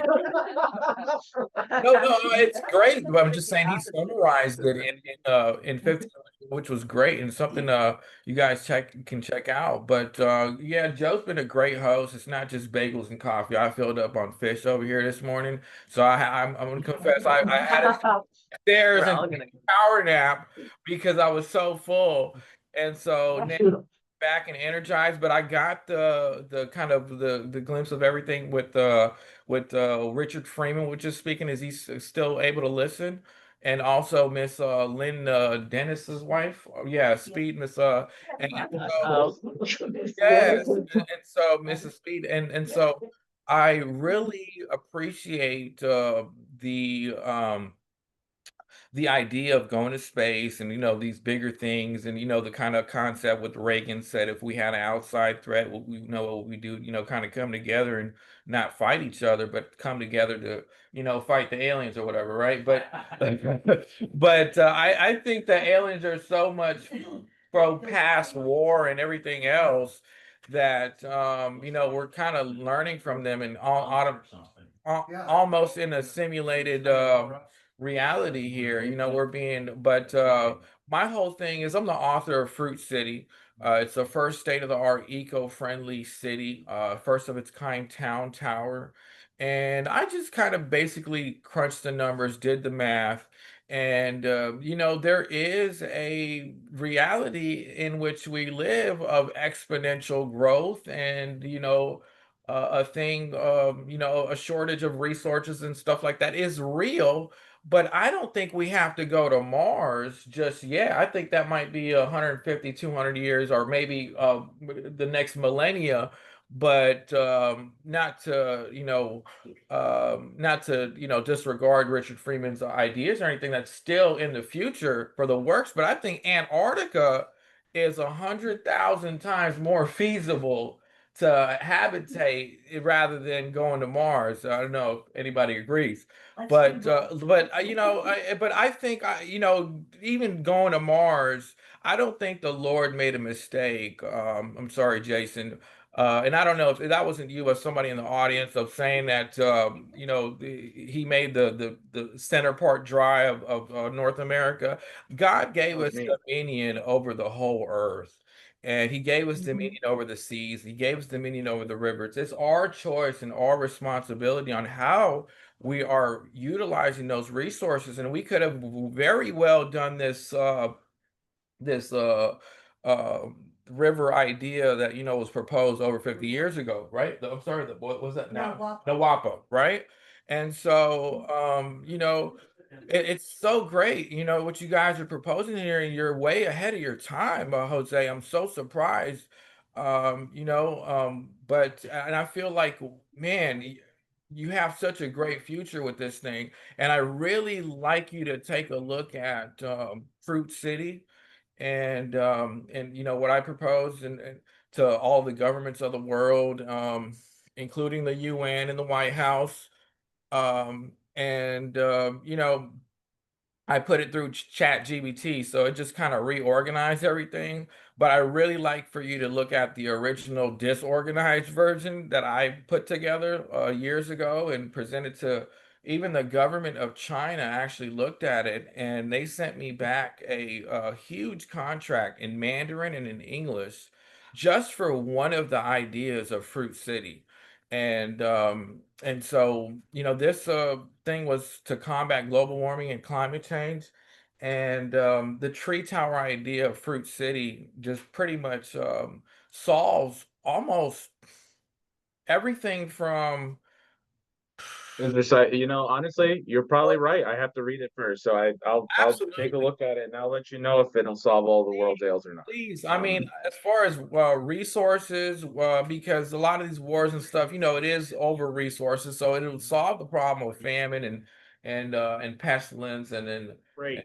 war. I Gotta read it, great. brother. I want to make sure we have only 9 minutes left, my friend. Yes, sir. I'm I'm gonna sure let you'll you pass a wrap it copy up. to Joe, and Joe will get me a copy. Yes, please. Yes, please. Awesome. And Thank good you luck very with much, your Mr. plan, and Syed. absolutely, we're all for you, brother. Thank you kindly. That's amazing. Thank you. That great. Kynan, go ahead. Yeah, no, just a thought, because I think we evolved quite naturally. I know we had a discussion last week about, well, how do all these economic policies apply to the Bronx, people who are desperate and in poverty. I think what Lynn related about the story about Ralph Abernathy, and what Richard was saying as well, makes all of this really clear, as to why, you know, we should be going to space, and why we should, get astronauts from people in the South Bronx. And I was also just thinking about, in terms of applications of fusion, also to things like space thrust, interstellar travel. Because if you take a look at, I think, of the observable universe, it's what, 92 billion light years across.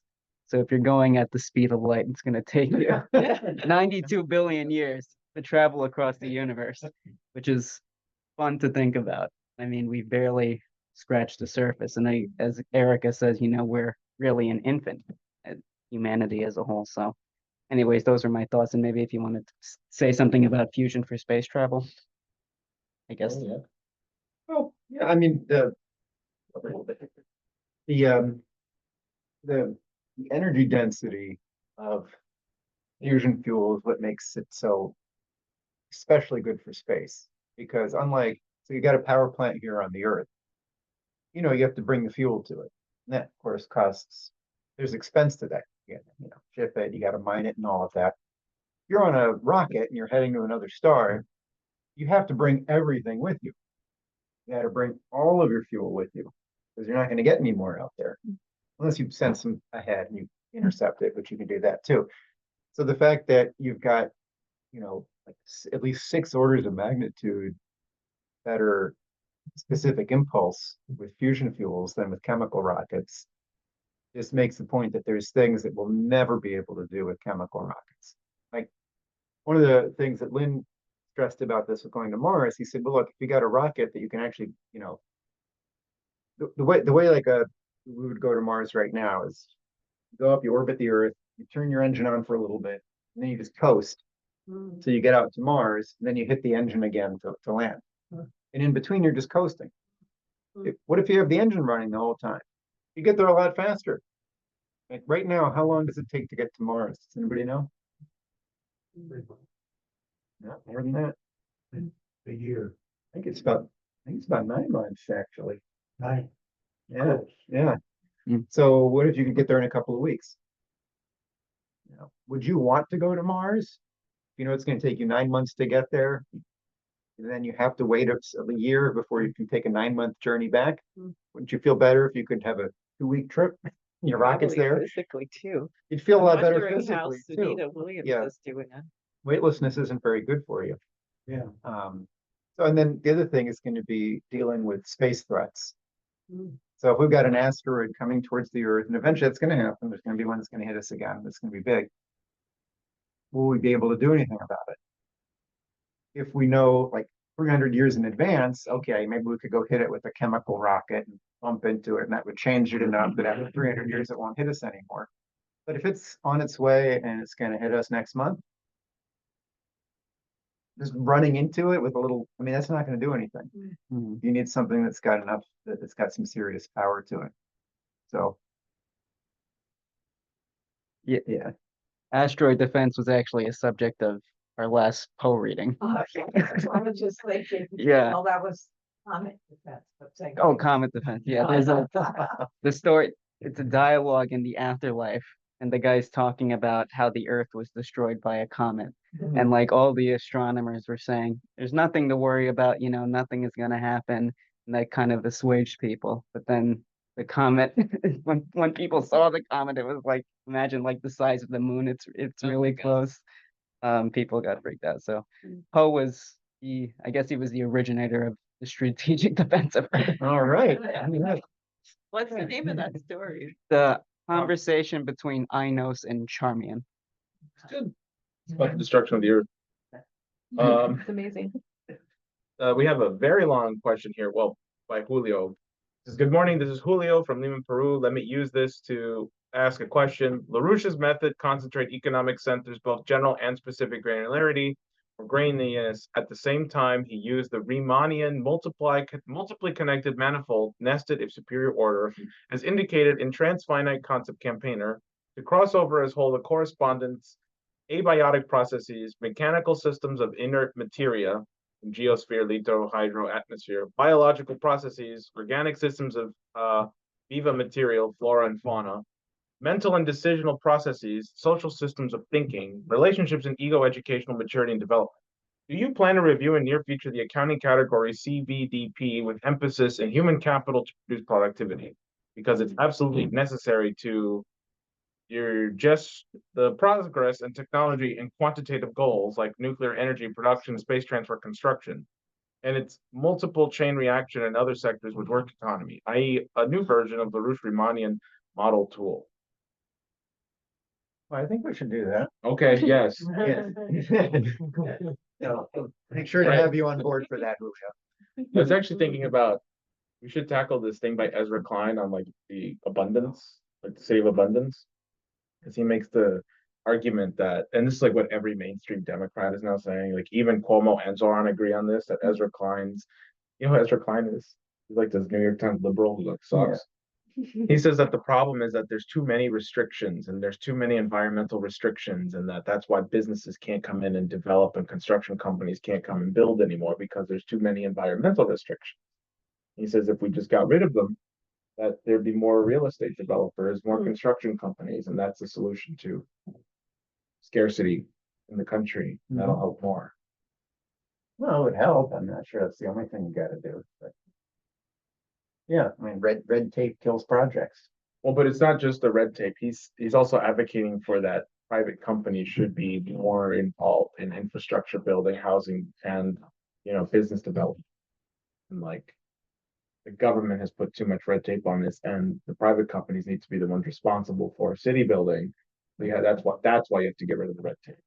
For city building. I'm not.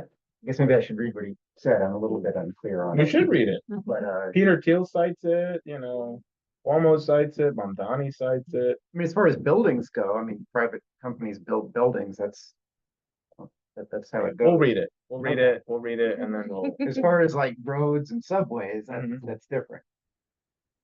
Okay. We'll read it. All right. And then we'll criticize it. All right. So it's 1 o'clock. Any burning questions or comments or reflections? Yes, Tyler. Just very briefly, thank you, Mr. Vega, Mr. Ross, and all of the participants. It's been a great series of conversations. One main thing that I see from the first class to the second to the third is kind of a concept of hope and what humanity can be, what we can see in ourselves, what we can see in each other, what we can see in the world that we have dominion over, that we have as stewards of this world, whether it's the earth or the moon or Mars or Fruit City. It's it's really refreshing to see people not just have hope in '08, 2012 terms, but hope with a plan. Here's what we can actually do. This is what our future could look like. This is how we can build the future that we want. So it's been really refreshing and eye-opening to listen to these new ideas. So thank you. What's next? What's next is people are going to join me for my event in person next Sunday, November 2nd, with Tony Aguilar and Josephine Gilbo, called The Bronx is Gaza West. And the subtitle is An Oasis Plan for the Bronx, an Oasis Plan for the World. And people can register online at vega.nyc, or you can see me after and tell me you want to come, and I'll let you know if you can or not. You'll give the correct or the wrong answer. That's right. Depends on how I feel about it. Location. And so, no, the location will be given upon RSVP. So, all right. Any parting words, Jason? No. Okay, great. We did this. All right, let's end the Zoom call. Thank you all for coming. Yay.